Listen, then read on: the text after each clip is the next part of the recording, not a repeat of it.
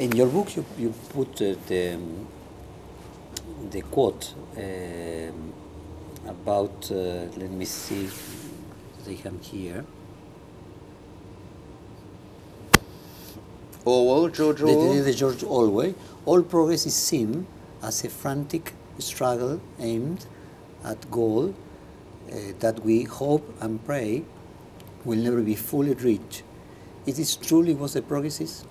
Well, you know, it's the dilemma of progress, because the aim of progress is to make us all more comfortable, more to remove challenges and make us less anxious.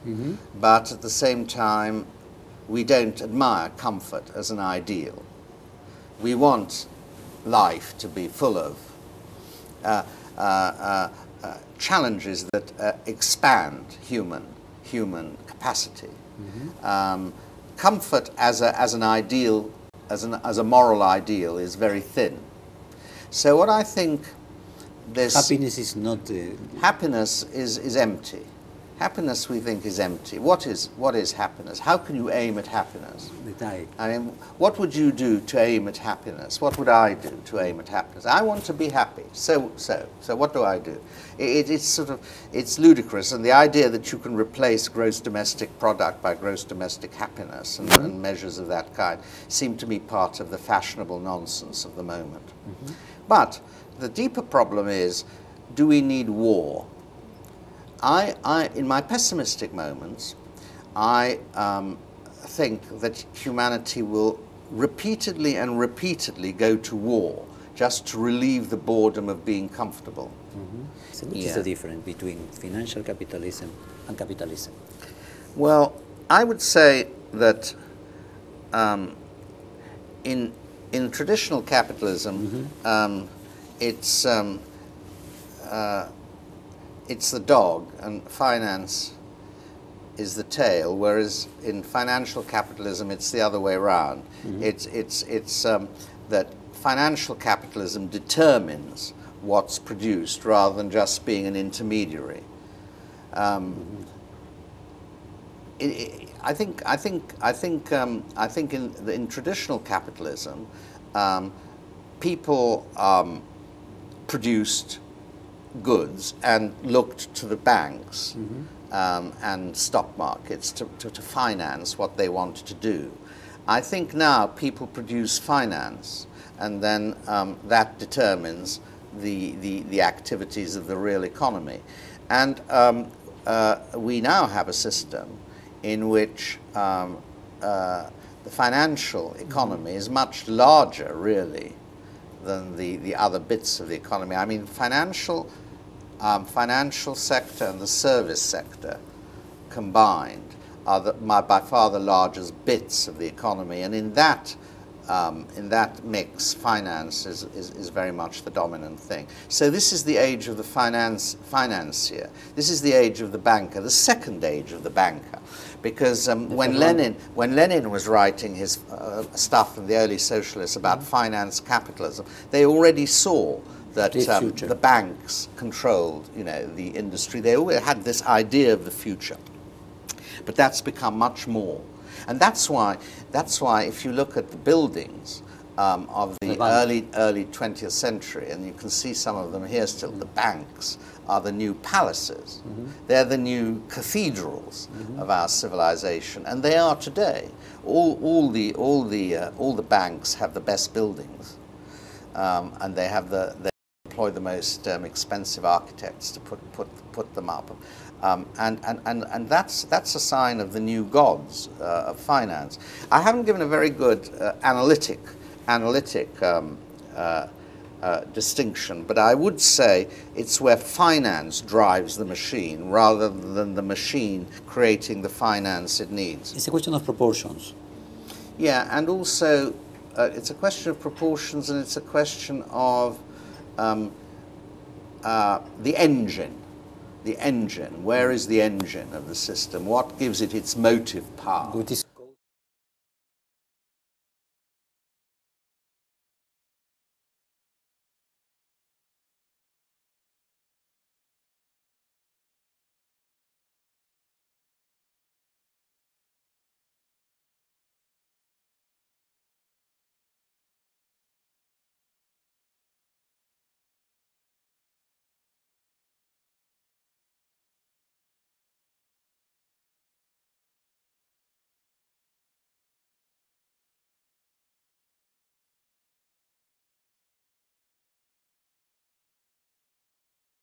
I was thinking about the I idea can't- that the classical science aspire to avoid uncertainty. The idea of classical science is that science can predict something universal that can avoid uncertainty. Yeah. And the problem is try to that economists to put economists in this epistemological way. Yeah. Well, you see, prediction isn't something that I don't think it's central to economics. I know Milton Friedman thought it was, but I don't think it is actually, because obviously economics can't adopt all the methods of natural science. It can't make experiments in the way, you know, repeating experiments to find out the general rule or general pattern is not available unless you're a totalitarian of some kind and you can have a controlled experiment with human beings. But it's not usually available that. So in a way, the axiomatic approach is an alternative to that. So it's, in a way, it's not so much like a natural science as like a branch of mathematics. Perhaps that's a better way of describing the latest fashion in economics. Is Obama Keynesian? And Bernanke also is a Keynesian or not?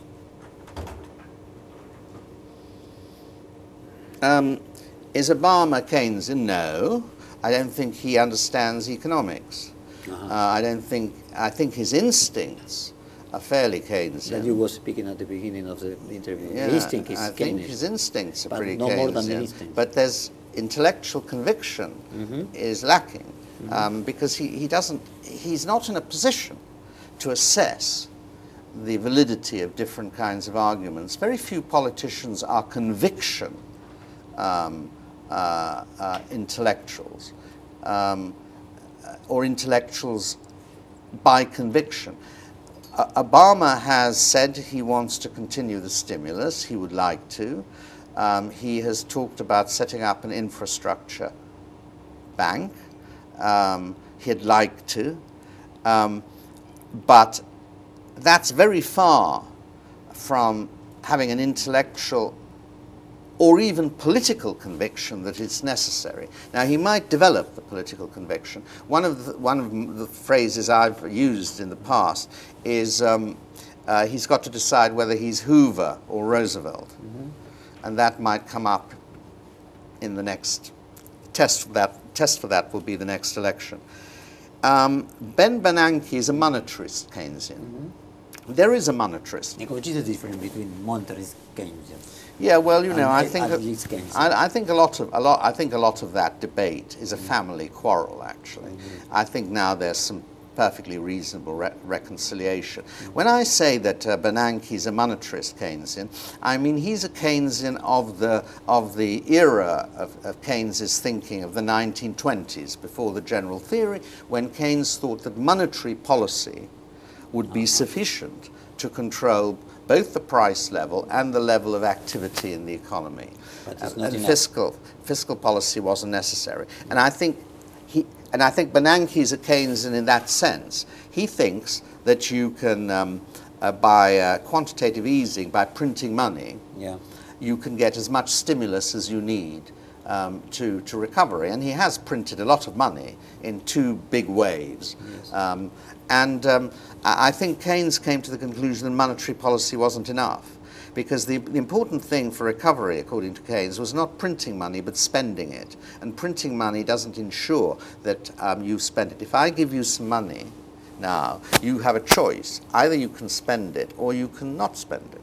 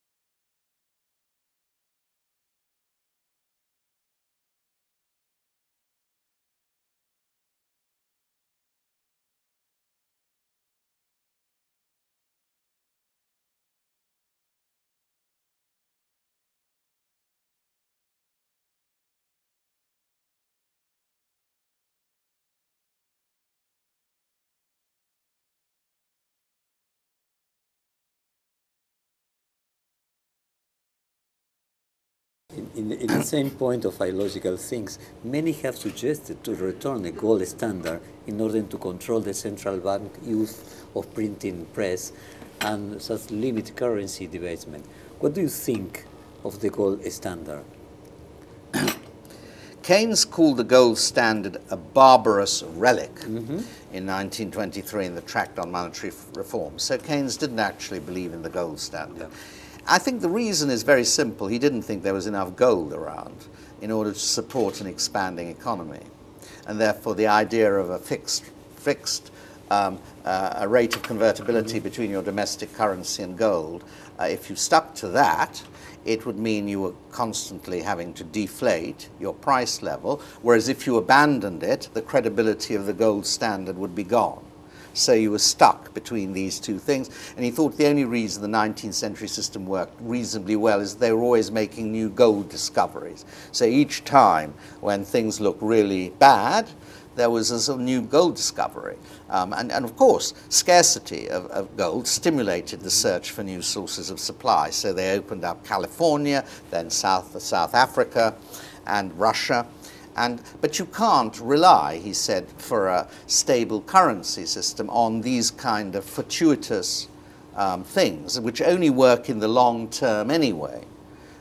Because it takes time to develop new sources of supply. So he says, no, a gold standard is no good. But he wasn't against some anchor. I think he wouldn't have been against having gold as a reference point for prices. Or he wouldn't have been against a commodity standard of some kind. If there was no other way of doing it, I think he would have preferred leaving it to central banks to control the price level, and he would have thought that was the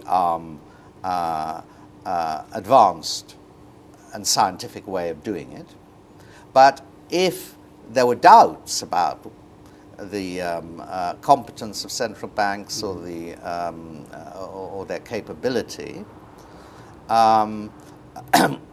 then I think, the competence of, say, central banks and about their corruption, then I think he would have said, perhaps you need some kind of commodity anchor.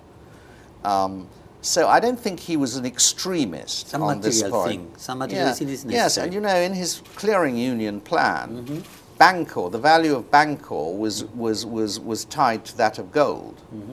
It didn't work that way, but.